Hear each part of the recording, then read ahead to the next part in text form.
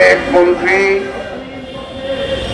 এই দেশের প্রতিটি আন্দোলনের সিপাহ সালার জাতীয় নেতা মুস্তফা জামাল হায়দার আজকের এই অনুষ্ঠানের প্রধান বক্তা মজলুম জননেতা ফ্যাসিস্ট হাসিনা বিরোধী আন্দোলনের অগ্নিপুরুষ দেশমাতা খালেদা জিয়া এবং দেশ নায়ক তারেক রহমানের অত্যন্ত আস্থাভাজন জাতীয়তাবাদী দলের চেয়ারম্যানের উপদেষ্টা আমার সুযোগ্য নেতা জনাব জয়নাল আবেদিন ফারুক, উপস্থিত 12 দলীয় জোটের নেতৃবৃন্দ, প্রিয় ভাই ও বোনেরা, আসসালামু আলাইকুম। সময় সংক্ষেপ, শুধু একটা কথা বলতে চাই। বলা হচ্ছে 5ই আগস্ট হচ্ছে বাংলাদেশের দ্বিতীয় স্বাধীনতা। আমাকে অনেকেই জিজ্ঞাসা করেছে, ভাই দ্বিতীয় স্বাধীনতা মানে কি?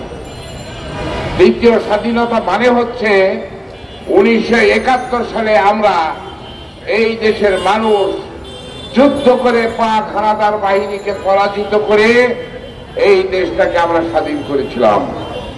কিন্তু দুর্বল নেতৃত্বের কারণে আমাদের সেই স্বাধীনতা ভারতীয় সম্প্রসারণবাদের সেবাদাসে আমরা পরিণত হই এবং 5ই আগস্ট ভারতের সেবাদাসী শেখ হাসিনাকে এই দেশ থেকে গণবিস্ফোরণের মুখে গণ অভ্যুত্থানে পালিয়ে যেতে বাধ্য হয়।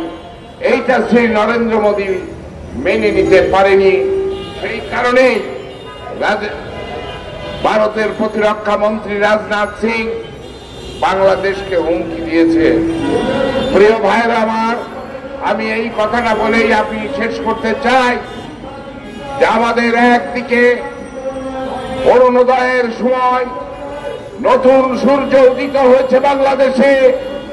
আমরা যদি ঐক্যবদ্ধ থাকি, ডক্টর মোহাম্মদ ইউনূস বিশ্ব বরেণ্য ব্যক্তিত্ব, তার নেতৃত্বে যদি আমরা অতি স্বল্প সময়ে দেশের সংস্কারগুলো সম্পন্ন করে অবাধ নিরপেক্ষ নির্বাচন অনুষ্ঠানের মাধ্যমে আমরা দেশ নায়ক তারেক রহমানের নেতৃত্বে যদি এই দেশে একটা জাতীয় সরকার প্রতিষ্ঠা করতে পারি, তাহলে আমাদের সেই অরুণোদয় আমাদের সার্থক হবে, আমাদের সফলতা আসবে। আর একদিকে ভারতীয় সম্প্রসারণবাদ এই 5ই আগস্টের পরাজয় মেনে নিতে পারে নাই।